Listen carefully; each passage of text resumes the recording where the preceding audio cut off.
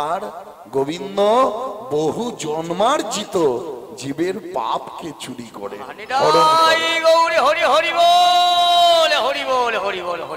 একবার কৃষ্ণ বলে ডাকলে, একবার হরি গোবিন্দ বলে ডাকলে, হা কৃষ্ণ হা গোবিন্দ বললে গোবিন্দ তার সব পাপ তাপ জ্বালাকে দূর করে নাই। তাহলে চোরের চূড়ামণি গোবিন্দ আজ রাধারানীর সঙ্গ পেয়ে এমন ভাবে আছেন যেন কতই না সাধু। একটা উপমা দি, এক ভক্ত সংসারের মধ্যে থেকে গোবিন্দকে ডাকতেন, কিন্তু এই সংসারে থেকে তার ভগবানকে ডাকতে বড়ই অসুবিধা হয় মা। তাই একদিন নারায়ণকে কোলে করে নিয়ে জঙ্গলে চলে যান। জঙ্গলে পুকুরের ধারে কুটির নির্মাণ করে সেখানে বাস করতে থাকে আর আর ডাকতে থাকে নারায়ণকে, মন প্রাণ ভরে ডাকে হরি ওম রাম রাম হরি ওম রাম রাম ওম রাম রাম হরি ওম রাম রাম হরি ওম রাম রাম হরি ওম রাম নাম। ঈশ্বর নিরাকার করুণা সাগর ভগবান অপারতা গুণের সীমা নাই। ঈশ্বর নিরাকার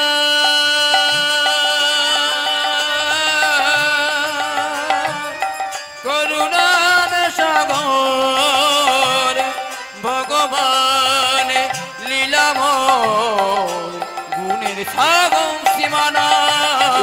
ঈশ্বর করুণা সাগর ভগবান গুণের সীমা হরি ওম রাম রাম হরি ওম রাম রাম হরি হরি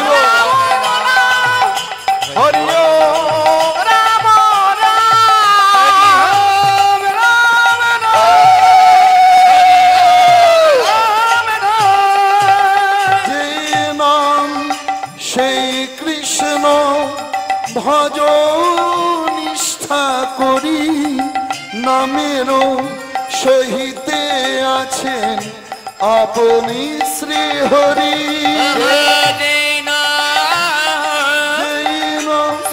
কৃষ্ণ কৃষ্ণ নিষ্ঠা করি ভজ নিষ্ঠা করি, নামেরও সহিত সহিত আছে আপনি শ্রী হরি। নাম সেই সেই কৃষ্ণ কৃষ্ণ এখন ভজ নিষ্ঠা করি, ভজ নিষ্ঠা নামেরও নামেরও সহিতে আছে আপনি শিব। হরি ওম রাম রাম হরি ওম রাম রাম অনুধ্বনি হরি হরি বল। হরি ওম রাম রাম হরি ওম রাম রাম। নাম ভজ নাম চিন্ত নাম করো সার, নাম ছাড়া কলি জীবে গতি নয় হিয়া।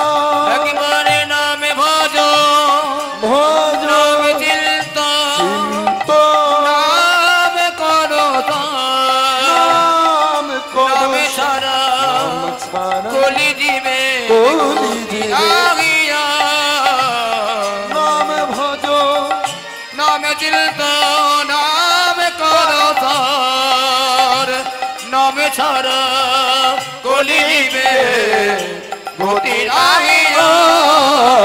হরি ওম রাম রাম হরি ওম রাম রাম হরি ওম রাম রাম হরি ওম রাম রাম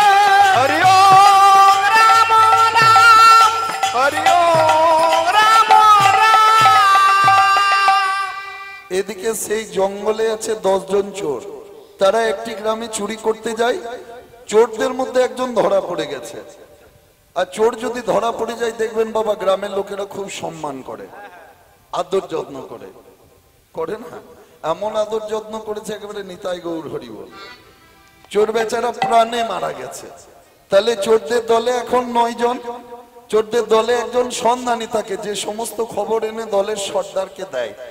সন্ধানী এসে পড়ে বলে, বলে, "ও সর্দার, কি হয়েছে? আমি দেখে এলাম ওই জঙ্গলে এক বেটা সাধু বাবা রয়েছে। তার সাধু বাবাকে দিয়ে কি হবে? কেন, আমাদের তো লোকের দরকার। হ্যাঁ, লোকের দরকার। আর সাধু বাবাকে আমাদের সঙ্গে নিলে হয় না?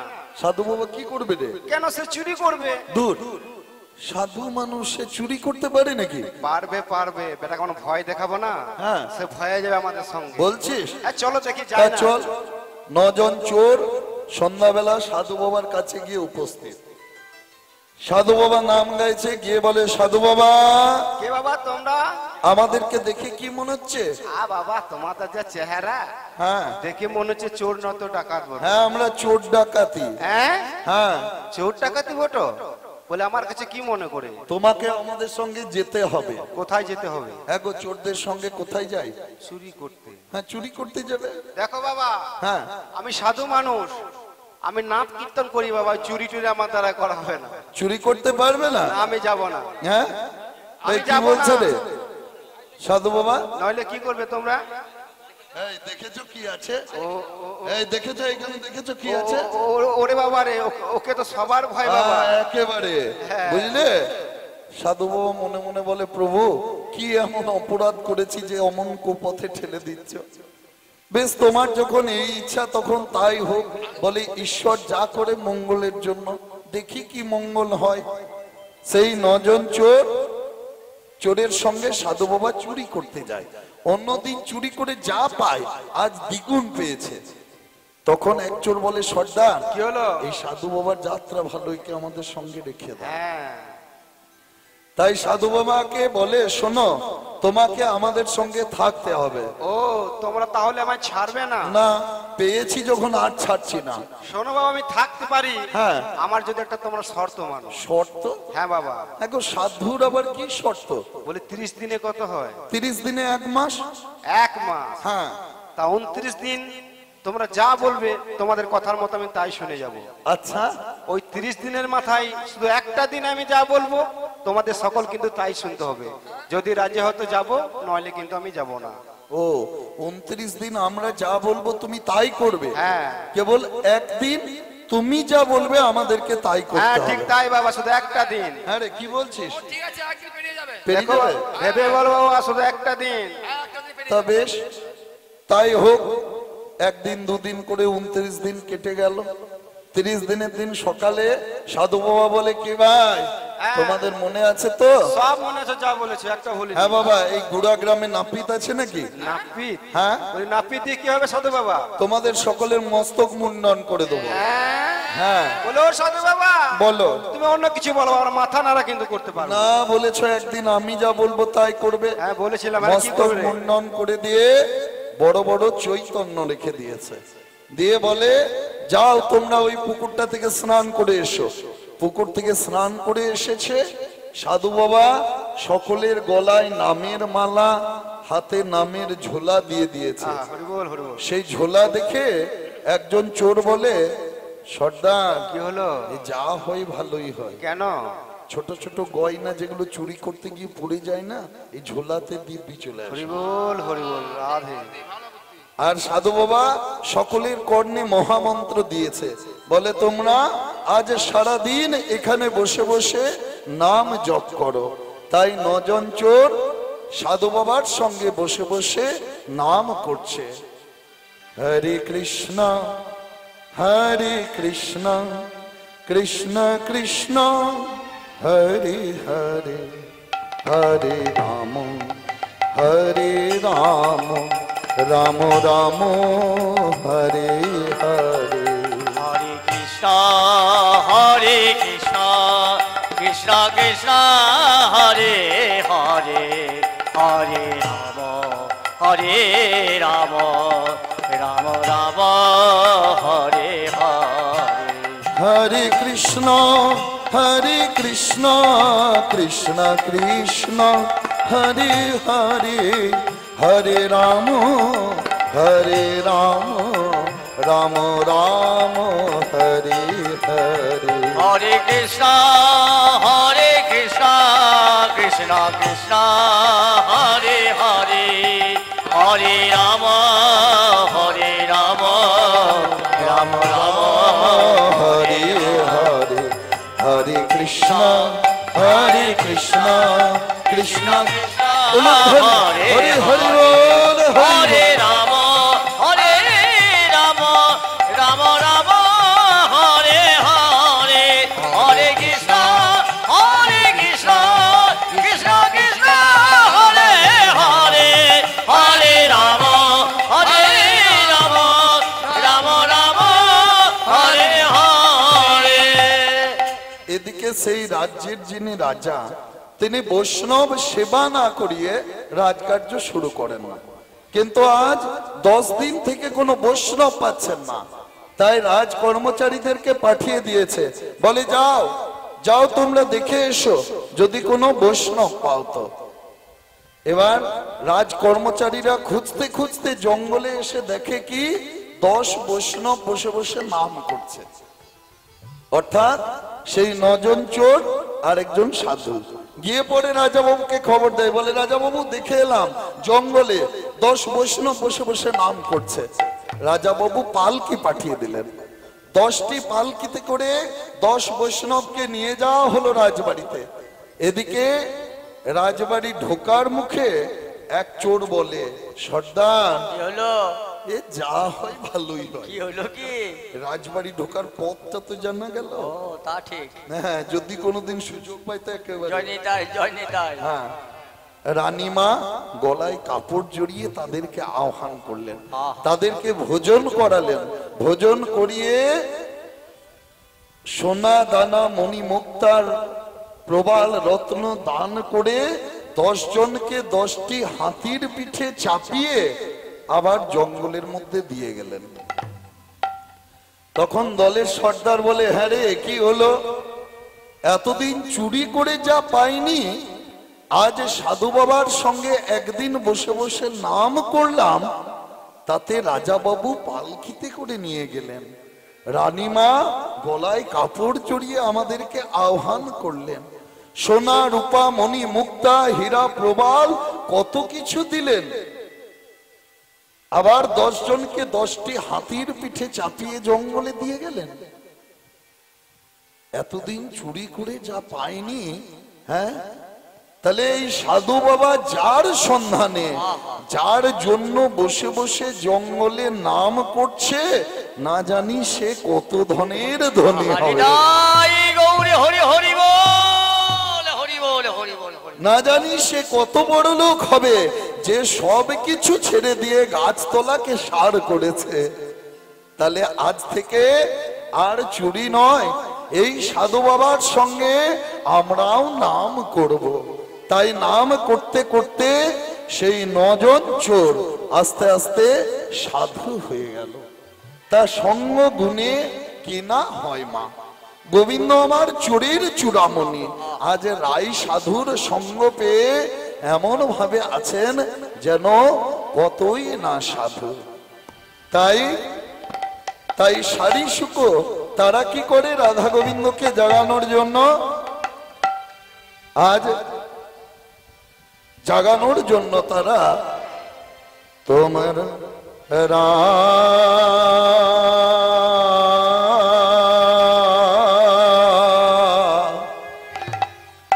अरे তোমরা এবার যা আয়া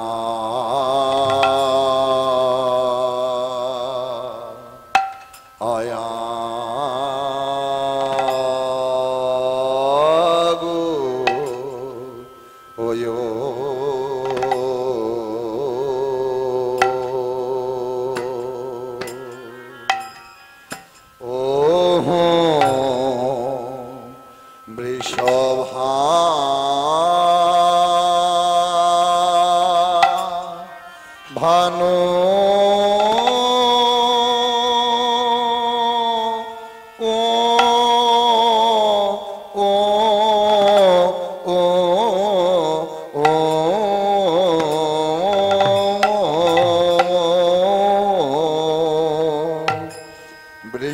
ভান নন্দিনী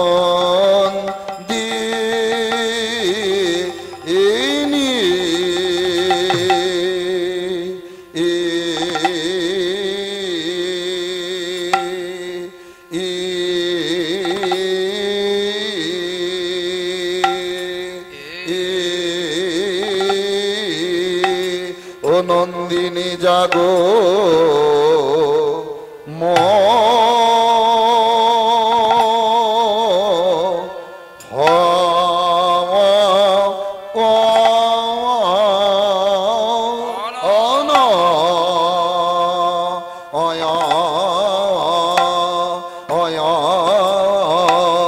মোহন যুবরা রাজে আয়ে আয়ে জাগো জাগো রাধা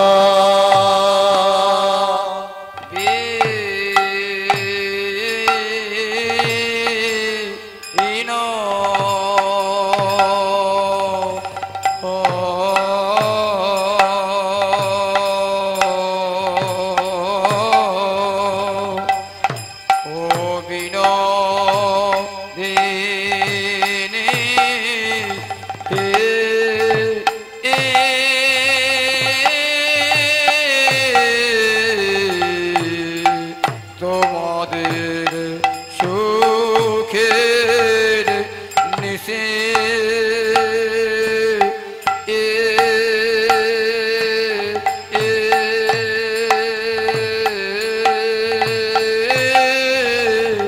সুখের নিশে ও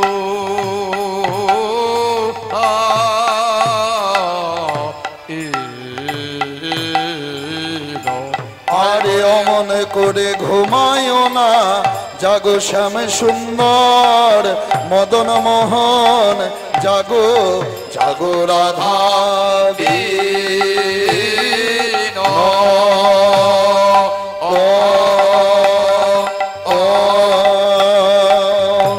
ও বিনোদিনী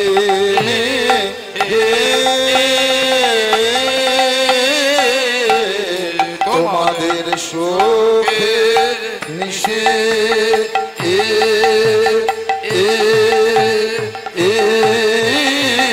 সুখে নিশে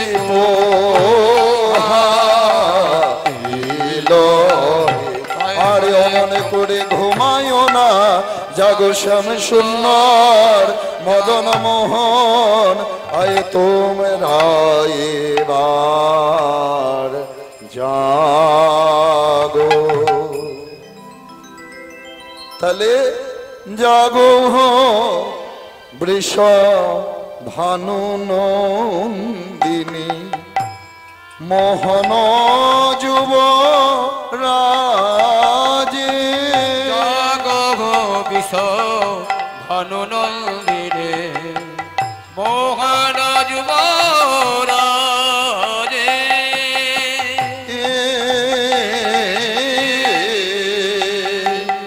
ওই অকরুণ পুন বালয়রুণ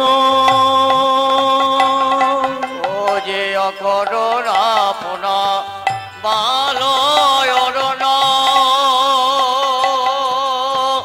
উদিত মুদিত কুমুদ বদন পুন বালয়রুণ উদিত মুদিত কমদ বদন চমকি চুম্বি চঞ্চুরি পদু মিনিক সদন সাজে আমার চমকি চমে চঞ্চরে পদ মিলিক সাধন সাজে কেন রে অরুণ উদয় হলি রে অরুণ উদয় হলে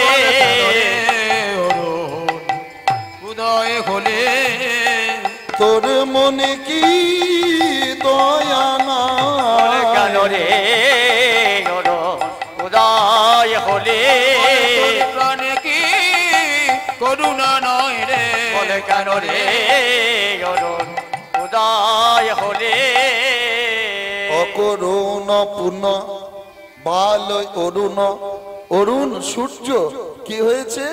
অকরুণ হয়েছে। তার মনে কোনো করুণা, কোনো মায়া দয়া কিছুই নাই। পুন আবার আবার সূর্য অকরুণ হয়েছে। তাহলে আগে একবার হয়েছিল, আজ হয়েছে, আর পদকর্তা বলছেন পুন, তার মানে আগেও নিশ্চয় একবার হয়েছিল সূর্য অকরুণ। হ্যাঁ বাবা, কখন হয়েছিল? সূর্য অকরুণ কখন হয়েছিল? যখন লক্ষণকে শক্তিশালী আঘাত করা হয়েছিল। যেদিন লক্ষণ ঠাকুর মরে পড়েছিল, সেই দিন কি হয়েছিল? রামচন্দ্র হাহাকার করে কাঁদছে যে আমার ভাই লক্ষণের এই দশা হলো। তখন সুসেন বৈদ্য বলে যে লক্ষণ ঠাকুরকে আমি বাঁচাতে পারি যদি কাল প্রভাতের আগে, কাল সকালের আগে, আজ রাতের মধ্যে কেউ আমাকে বিশল্যীকরণ এনে দিতে পারে, কেউ যদি আমাকে জড়িবুটি এনে দেয়, তাহলে আমি লক্ষণ ঠাকুরকে বাঁচাতে পারবো। কোথায় আছে জড়িবুটি? গন্ধমাদন পর্বতে। গন্ধমাদন পর্বত থেকে যদি কেউ এনে দিতে পারে, তখন কে যাবে গন্ধমাদন? বজরংবলী পবন পুত্র বীর হনুমান। দেখুন, হনুমানকে কেন সংকট মোচন বলা হয়? প্রতিটা সংকটে, প্রতিটা বিপদে নীরবে থেকে, চুপ করে থেকে কেমন ভগবানের সহায়তা করে গেছেন। নিতাই গৌর হরি হরি হরি বল। বল হরি বল হরি বল হরি বল। যার জন্য যারা হনুমানের এই হনুমান চালিসা পাঠ করে, তাদের সব সংকট দূরে যায়। যারা মঙ্গলবার শনিবার একটু হনুমানকে ভজনা করে, হনুমানের পায়ে একটু তেল সিঁদুর দেয়, সেই বজরংবলী সংকট মোচন তাদের সব সংকটকে দূর করে। তাই হনুমান বলে, প্রভু আমি দেখি হনুমান গেল কোথায়? সেই গন্ধমাদন পর্বতে বিশল্যীকরণ খুঁজতে, আনতে। কিন্তু সেই জড়িবুটি, সেই গাছগাছালি আর খুঁজে পায় না, বিশল্যীকরণ পায় না। তখন হনুমান কি করে? সেই গন্ধমাদন পর্বতকেই তুলে নিয়ে আসে, তুলে নিয়ে চলে আসছে। যখন অযোধ্যার উপর দিয়ে আসছে, তখন সেই হনুমানের বিরাট আকার আর ওই গন্ধমাদন পর্বতের ছায়া পড়ল কোথায়? সেই অযোধ্যার রাজবাড়িতে। আর তখন অযোধ্যার চন্দ্রশালিকায় চিলেকোঠায় ভরত ঠাকুর পায়চারি করছিলেন। ভরত ঠাকুর দেখে কি, এ বাবা, এই কোথা থেকে অযোধ্যার রাজবাড়িতে এমন কালো ছায়া? তাহলে কি কোনো অশুভ শক্তি, কোনো দৈত্য, কোনো অসুরের আক্রমণ হলো? ভরত ঠাকুর ভালো বাটুল চালাতে পারতেন। বাটুল মানে গুলতির মতো এক ধরনের বাটুল বিশারদ ছিলেন ভরত ঠাকুর। কি করলেন? সেই বাটুল নিক্ষেপ করলেন গগনের দিকে, আর সেই বাটুল গিয়ে লাগলো হনুমানের বক্ষে। হনুমান একেবারে অযোধ্যার রাজবাড়ির কাছে মাটিতে পড়েছে। ভরত ঠাকুর ছুটে গিয়ে দেখে কি? দেখে হনুমান পড়ে আছে। বলে, এ কি ভরত ঠাকুর? ভরত ঠাকুর, তুমি এইভাবে আমাকে বাটুল মারলে? তুমি কি জানো না, তুমি কি জানো না যে তোমার দাদা লক্ষণ ঠাকুর মরে পড়ে আছে? আর তুমি এইভাবে আমাকে আঘাত করলে। লক্ষণ ঠাকুরকে বাঁচানোর জন্য আমি বিশল্যীকরণ নিয়ে যাচ্ছি। ভরত ঠাকুর বলছে, আমি বুঝতে পারিনি হনুমান, আমার দাদার এত বড় বিপদ। হনুমান বলছে, এখন আমি যাব কি করে? পরীক্ষা করছেন।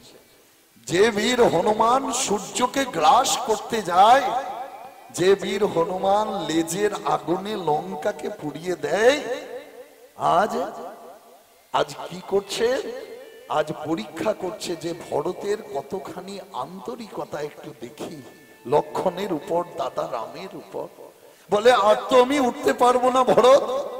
ভরত বলছে লক্ষণ, হনুমান, তোমাকে আর চিন্তা করতে হবে না, আমি আবার একটি বাটুল মারছি, তাতেই তুমি শূন্যে উঠে যাবে। ভরত আবার একটি বাটুল মেরেছে, গুলতি মেরেছে, আর হনুমান আবার গন্ধমাদন পর্বত নিয়ে চলে যাচ্ছে।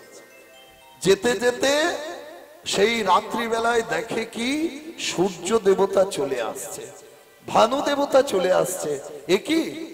একই অরুণ, একই ভানু, কোথায় যাচ্ছ তুমি? বলে, হনু তুমি?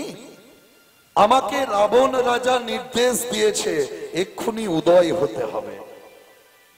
বলে, সূর্য তুমি কি জানো না যে লক্ষণ ঠাকুর মরে পড়ে আছে, এই রাতের মধ্যেই তাকে বাঁচাতে হবে, আর মাঝ রাতে তুমি উঠতে চললে, আকাশে উদয় হতে চললে?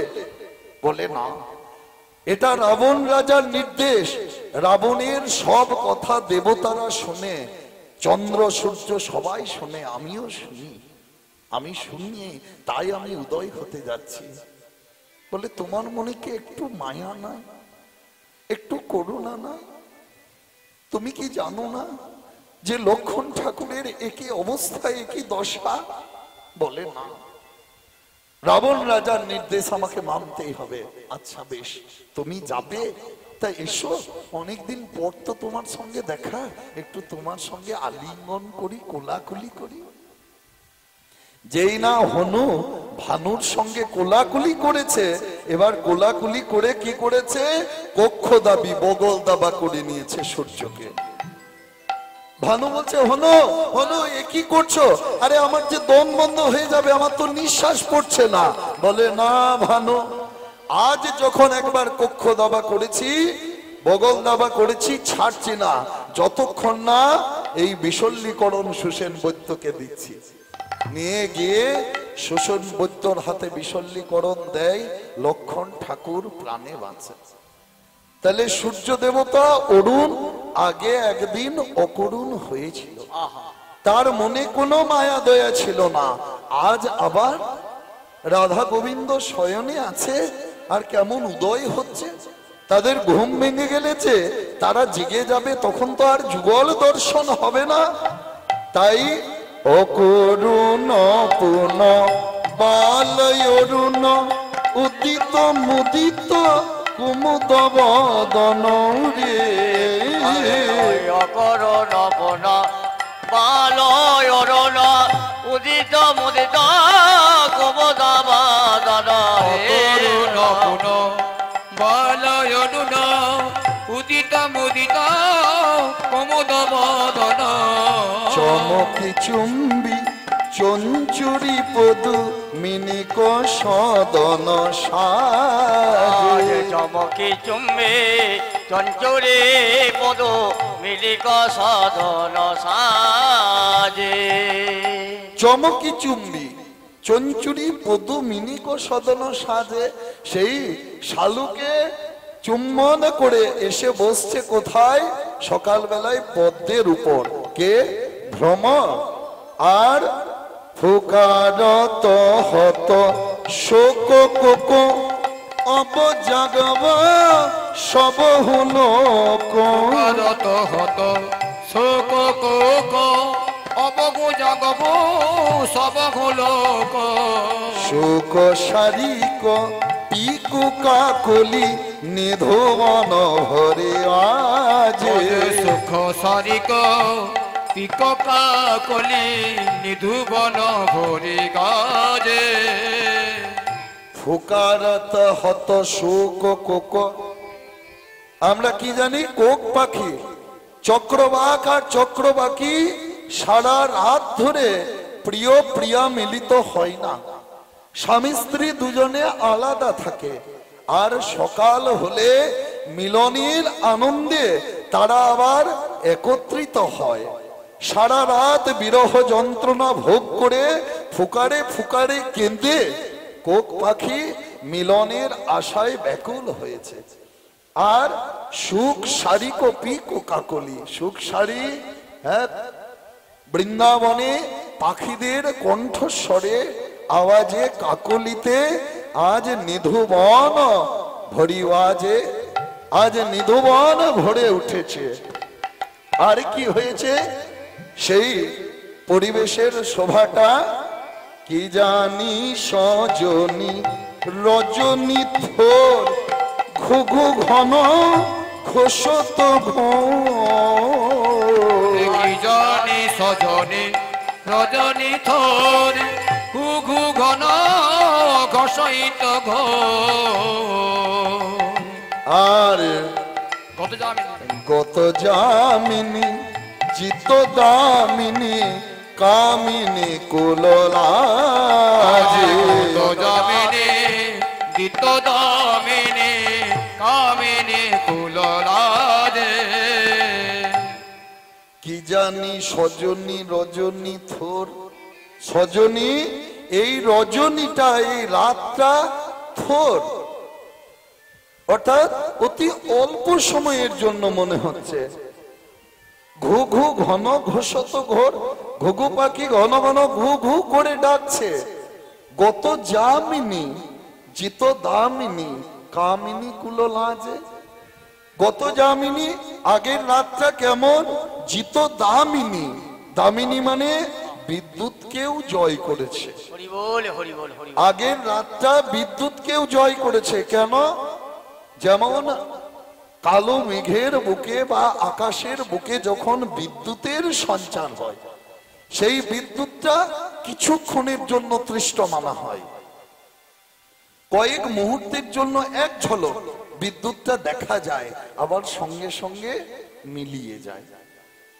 তা সেই বিদ্যুৎটা যেমন কিছুক্ষণের জন্য ক্ষণকালের জন্য দেখা যায় মনে হচ্ছে রাতটা যেন সেই বিদ্যুতের সময়টাকেও জয় করেছে নিতাই গৌর হরি হরি বল। হরি বল হরি বল। তাই গত যামিনী জিত দামিনী কামিনী কুললাজে গত দামিনী জিত দামিনী কামিনী কুললাজে আমার তরিত জড়িত জলদ ভাতি দোহে সুখে সুতি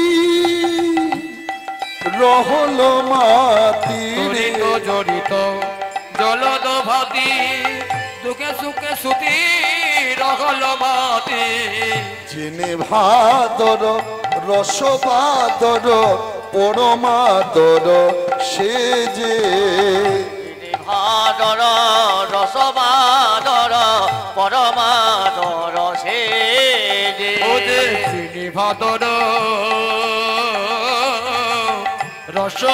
রসবাদর পরমাদর সোজে তরিত জড়িত জলদ ভাতি তড়িৎ অর্থে বিদ্যুৎ জড়িত মানে জড়িয়ে আছে জলদ মানে মেঘ মেঘের সঙ্গে বিদ্যুৎ যেমন জড়াজড়ি হয়ে থাকে সেই রকম দোহে সুখে সুতি রহল মাতি অর্থাৎ রাধা গোবিন্দ আমার এমন ভাবে আছেন রাধারানী হেমবর্ণা স্বর্ণকান্তি মনে হচ্ছে কি যেন বিদ্যুৎ আর গোবিন্দের কালো বর্ণ মনে হচ্ছে যেন মেঘ যেন মেঘ বিজুরি জরা জুরি মেঘবে জোরে জরা জোরে জোরে জরা জোরে শ্যাম নম মেঘ রাই বিজুরি মেঘবে জোরে জরা জোরে জোরে রায় বিজুরে মেঘবে জোরে জরা জোরে জেনে ভাদর রসবাদর পরমাদর সে যে পরমাদর সে যে যেমন ভাদরকে বৃষ্টিকেও জয় করেছে কি রাধা গোবিন্দের মিলনে তাদের যে রসের নির্গমন হয়েছে তাতে আজ কি হয়েছে সেই বিছানা শয্যা যেন ভরে উঠেছে আর বিপত্তি পড়ল যুবতী বৃন্দ গুরুগণয়তি কহই মন্দ পথে পড়ল যুবতী বৃন্দ গুরুজনে গতি কহে মন্দ জগদানন্দ সরস বিরস রসবতী রসরাজে জগদানন্দ সরসে বিরস রসবতী রসরাজে বিপত্তি পড়ল যুবতী বৃন্দ বিপত্তি আপন আপন পতি সঙ্গ ছাড়া হয়েছে যত যুবতী যত স্ত্রী আছে রমণী আছে আপন আপন স্বামীর সঙ্গ ছাড়া হয়েছে কেন মা সকাল হয়ে গেছে তো সকাল হয়ে গেলে এক বিছানায় যদি স্বামী স্ত্রী পতি পত্নী থাকে তাহলে গুরুজনে কত গঞ্জনা দেবে কত কটু কথা বলবে গুরু গণয়তি কহয় মন্দ পদকর্তা জগদানন্দ ঠাকুর কি বলছেন তিনি কখনো সরস আবার কখনো বিরস হরি বল হরি বল সরস কেন যে এখনো রাধা গোবিন্দকে একাশনে দেখছে আবার বিরস কেন সকাল হয়ে গেছে এই বুঝি তারা পৃথক হবে রসবতী রসরাজ তাই আজ সারি শুক দোহ জনি তারা উঠে আবিহানে সারি সুকদ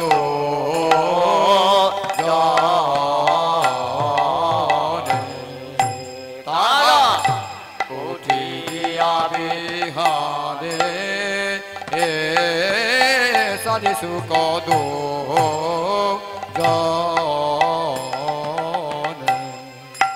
আমাদের নাই কানু জাগাইতে রায় কানো জাগাইতে আমাদের কানু জগাইতে জাগাইতে করে অনুমানে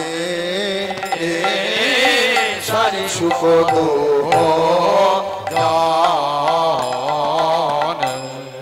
কি বলে রাই জাগো সারি সুকমলে রায় জাগো সারে সুখমলে কত নিদ্রা যাও কালো মানিকের কোলে আরে কত নিদ্রা যাও কালো মানিকের কোলে কত নিদ্রা যাও কালো মালিকের কোলে ওই রাই ধনিয়ার ঘুমাবি কত ওই ধনী আরে ঘুমাবে কত ধনিয়ারে ঘুমাবে কত আর নিশি নাই তবু বলে ওই ধনী আরে ঘুমাবে কত আরে নিশি নয় তব ওই ধনী আরে ঘুমাবে কত রজনী প্রভাত হলো বলি হে তোমার আরে রজনী প্রভাত হলো বলি তোমার রজনী প্রভাত হলো বলি হে তোমারে অরুণ কিরণে হেরি বুক কাঁপে ডরে অরুণ কিরণে রে মুখে তাপে ডরে অরুণ কিরণ হবে বুকে কাঁপে ডরে শ্যামনগরের এখনো নিন্দ টুটে নাই এখনো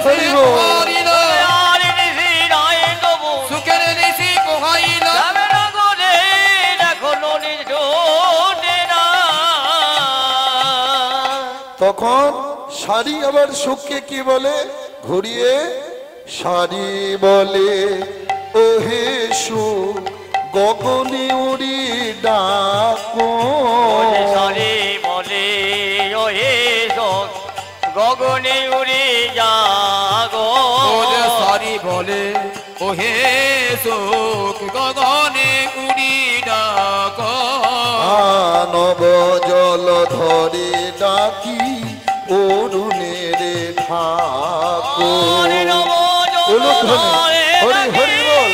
অরুণের ডাকো নবজল ধারে নাকি অরুণের ঢাকো আর সুখ বলে শুনো সারি আমরা পশুনিয়া পাখি সোকে বলে শোনো সারি আমরা পশুরিয়া পাখি ওরে সুখে বলে শোনো সারি আমরা পোষণীয় পাখি জাগালে না জাগে রায় ধরম করো আরে সাথী জাগালে না জাগে হরি হরি বল। রায়, ধরমে করো সাখে জাগালে না জাগে রায়, ধরম করো সাখী।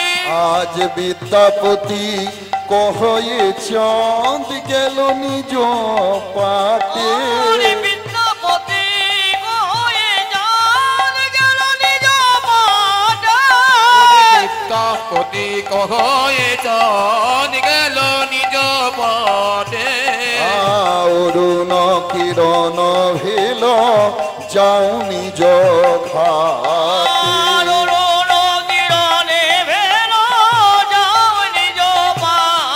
হরি ভাই গৌর হরি হরি বল হরি বল।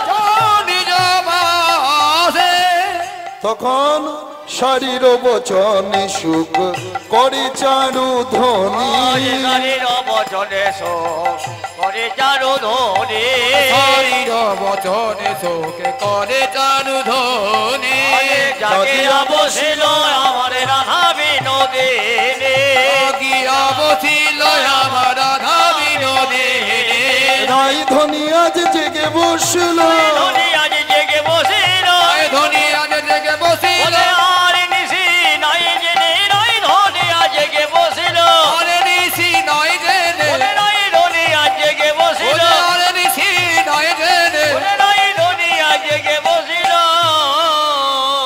রাধারানী জেগেছে ওমা সত্যি তো সকাল হয়ে গেছে এখনো আমরা শয়নে ছিলাম তাই কি করে জেগে পড়ে আজ গোবিন্দকে জাগানোর জন্য সুবাসিত জলি আনি বধুর বদন পাখালে বলে সুবাসিত জলানি মধুর বদন পাখালে সুবাসিত ঢল আনি বধুর বদন পখালে বদন মোছায় ধ্বনি নেতের অঞ্চলে আরে বদন মোছায় ধরে নেতের অঞ্চলে বদন মুছায় ধনী নিতের অঞ্চলে মরে যায় কি সেই মুখ রে মরে যায় কি সেই মুখরে জয় কি সেই মুখ রে মুক্ত কভু দেখি নাই মরে যায় কি সেই মুখরে মুক্ত কবু দেখি নাই রে মরে যায় কি সেই মুখরে মুক্ত কবু দেখি নাই রে মরে যায় কি সেই মুখরে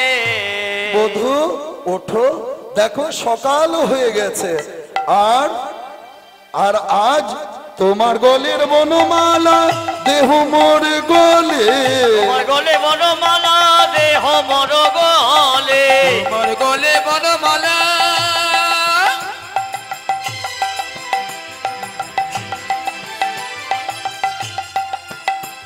ও গো বিনোদিনী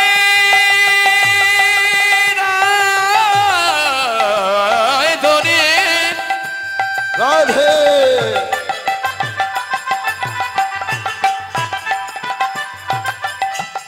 ও গো বিনোদিনী রায় ধরে তোমার গলে বনমালা দেহ মর গলে মোর প্রিয় সখা বটে সুধালে গোকুলে মোর প্রিয় সখা বটে সুধালে গোকুলে ওরে মোর প্রিয় সখা বটে সুদলে গোকুলে ওই বলবো আমার সখা বটে ওই আমার সখা বটে রে, বলবো আমার সখা বটে রে গোকুলে লোকে শোধাইলে